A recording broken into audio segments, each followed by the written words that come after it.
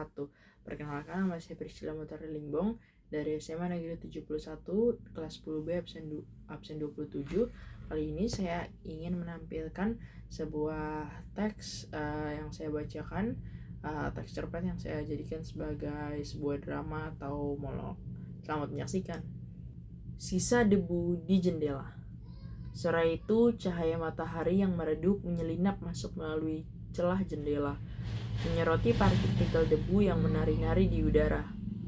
Arya duduk terpaku di depan meja kerjanya yang kini tampak seperti medan perang. Lalu banyak tumpukan kertas, draft desain poster acara, dan sisa kopi yang sudah dingin. Tangannya terulur, menyentuh selembar kertas kecil yang terselip di bawah tumpukan dokumen desain. Itu adalah tiket kereta tua. Warnanya sudah memudar, hampir tak terbaca. Namun bagi Arya, tiket itu adalah kunci pintu masuk ke sebuah ingatan.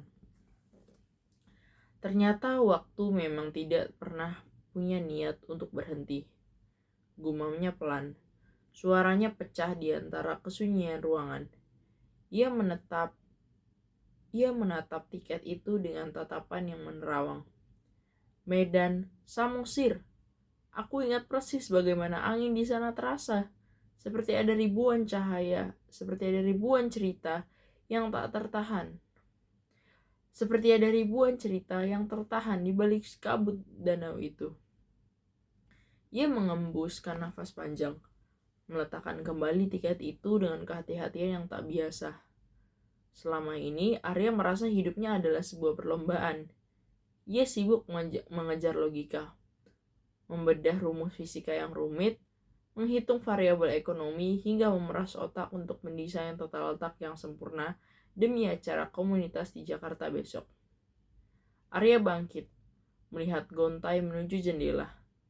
Ia menatap hiruk-pikuk jalanan di kota luar sana. Dulu, aku selalu merasa kalau aku harus pergi jauh untuk menemukan siapa diriku. Ia berucap lagi. Kali ini, seolah berbicara dengan bayangannya sendiri di kaca jendela. Aku pikir, dengan mengejar hal-hal besar, dengan merangkai angka dan teori yang rumit itu, aku akan sampai di suatu tempat di mana semuanya menjadi masuk akal. Namun, realitas seringkali punya cara untuk menyindir. Semakin ia mengejar, semakin ia merasa hampa. Bayang-bayang wajah neneknya di Medan, tawa para sepupu saat mereka duduk di meja makan, menikmati nasi gurih dan ikan bakar, tiba-tiba terasa lebih nyata daripada layar monitor yang menyala di belakangnya. Nenek selalu bilang kalau kita terlalu sibuk berlari, kita akan lupa bagaimana caranya untuk pulang. Kenangnya, senyum tipis terukir di bawah wajahnya yang letih. Arya berbalik, menatap meja kerjanya sekali lagi. Poster yang ia desain untuk acara besok tampak berserakan. Ia menyadari bahwa selama ini ia mencoba membangun masa depan dengan melupakan akar yang membuatnya bisa berdiri. Ia mengambil draft poster tersebut, memperhatikan setiap garis dan tipografinya dengan sudut pandang yang baru. Mungkin, bisiknya. Kali ini dengan nada yang lebih tenang. Aku tidak harus memilih antara kenangan dan masa depan. Mungkin aku hanya perlu membawa sedikit ketenangan dari danau itu ke dalam kebisingan Jakarta ini. Ia mematikan lampu meja. Dalam keremangan, Arya merasa lebih siap. Besok adalah hari besar, dan untuk pertama kalinya, ia tidak merasa sedang lari dari sesuatu.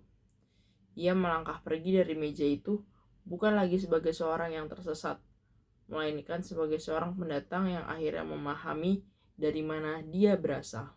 Sekian drama atau monolog yang sudah saya sampaikan mengenai tentang cerita seorang Arya. Itu saja yang bisa saya sampaikan. Wassalamualaikum warahmatullahi wabarakatuh.